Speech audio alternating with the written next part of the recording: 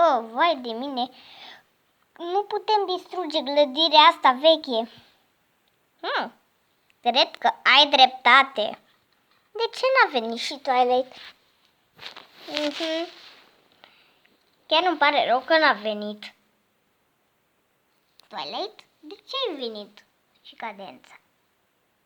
Păi ne-ați uitat acolo în spate și n-ați vorbit cu mine. Nici cu mine.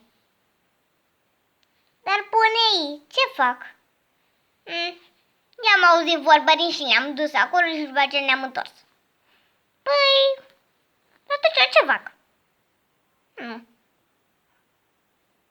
Nu știu ce fac acum. Nu prea mai aud nimic. Ce plictisit suntem că n-au venit nicio prințesă și a rămas doar copilele lor. Ce se întâmplă aici? E ca o... Asta e. Crezi că ai dreptate?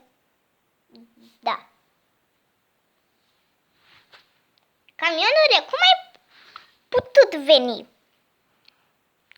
Păi, am trecut pe acolo și am văzut un stop, după ce am zis că stopul ăla nu are nimic de a face.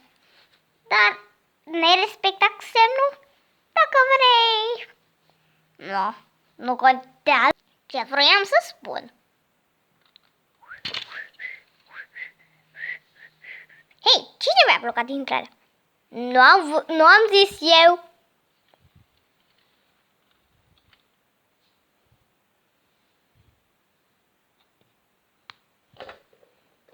Hei, cineva a răsturat stopul.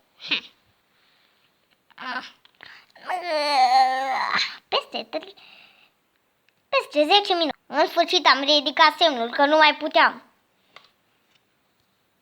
Abia aștept să distrugă clădirea aia. Mi s-a părut mie că e acolo sau s-a distrus. Poate nu m-am uitat pe geam. Asta nu contează. Dar e dezordine. Trebuie să curăț totul, să mă ridic de pe scaun și să curăț. M-a plictisit să cos.